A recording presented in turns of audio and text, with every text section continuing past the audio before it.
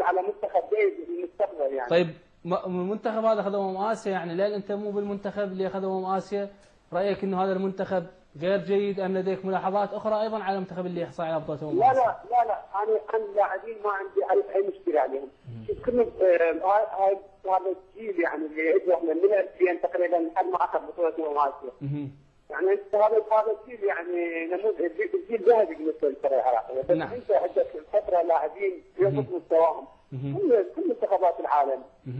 مثلا ياخذ اوروبا وياخذ كاس العالم، هاي تشوفه ورا شهر شهرين ثلاثه يلعب مباراه كثير، شوف عنده لاعبين ثابت متغيرين يعني كل سنه وقت اللاعبين يضبط مستواهم، بس ما استغني عنهم يعني، بس يخلوهم على مرتبه الاحتياط. نعم. احنا مشكلتنا بالعراق اللاعب من اخذ اسيا، لا هذا اخذ بعد شلون سجل ترشيدنا يعني حتى التشكيله الاساسيه من تحت ما يطلع نايم، حتى لو ينزل مستواه، حتى لو يتحول، حتى لو يصاب فتره 5 6 قاعد يجي مره الاسبوع يجي يدخل التشكيله الاساسيه. هو هذا الخطا اللي يعني احنا دائما الخطا دائما المدربين، خاصه المدربين الاجانب اللي يدربون عندنا، يعتمدون بس على الكاسيتات وعلى اسماء، لا يعتمد على المستوى الحالي. نعم عماد، يعني انت كنت تفضل ان يبقى اذا راضي شنيشل على المنتخب بدل بورا؟ العب ما سمعت سؤالك. يعني تفضل راضي شنيشل لو باقي على المنتخب بدل بورا؟ انا يعني طبعا افضل راضي، يعني راضي يعني خاصه اخر 5 سنوات قريب على اللاعبين العراقيين، قريب على المحترفين، قريب على المحليين، قريب على هذا، كان يعرف شنو مستويات اللاعبين، وانا كنت افضل راضي والله. طيب عماد، السؤال الاخير، كان عندكم مشكله انتم المهاجمين، يعني عندكم مشكله بعدم التفاهم ما بيناتكم؟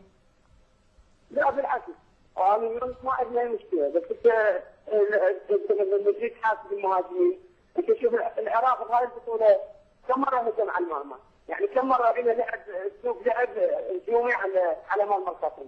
احنا يمكن اعتقد طلعتوها انتم على قناتكم، يعني 16 مره العراق هاجم. 3 مباريات. 16 ايه صحيح. 4 هجمات من اليمين و4 من اليسار و5 من الوسط.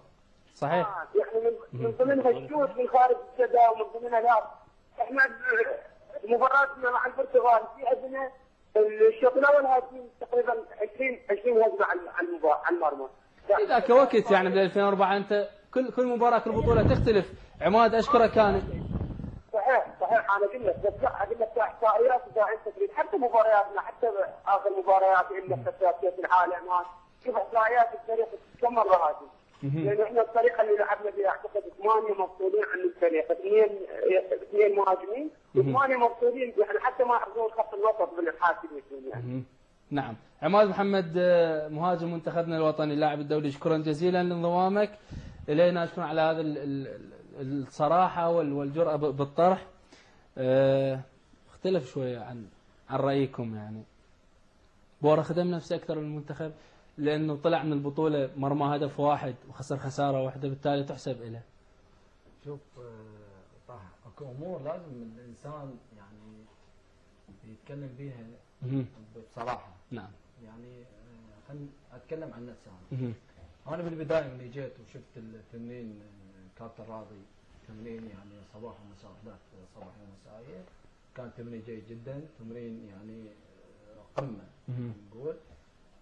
لكن اكو امور تفاجئنا بها من قطر، من اجى المدرب بورا، من بدا تمرينه يكون تمرين قليل، يعني بوقت قليل، يعني ما بيركض اكثر الاحيان، توظيف يكون في الملعب، يقسم الملعب الى اجزاء ويكون توظيف داخل الملعب.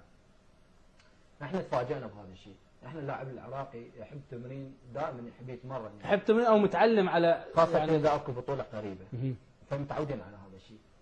فتفاجئنا بكابتن بورا، لكن بعدين احنا بدينا نتكلم، وانا واحد من الناس بديت اتكلم خلال الوحده التدريبيه، ورا ما خلصت الوحده التدريبيه دز علي الغرفه وتكلم وياي، قال لي باسم انا اعطيك الحق وانطي الحق للاعبين لان يتكلمون يعني عن الوحدات التدريبيه، لكن اكو امور لازم انتم تفهموها. قلت له مثل شنو الامور؟ قال لي يعني انتم عندكم دوري، والدوري هذه نهايه دوري يعني عندكم واجسامكم متعبه، فلازم ننزل بالتمرين وبعدها نصعد، فلازم تعطونا مهله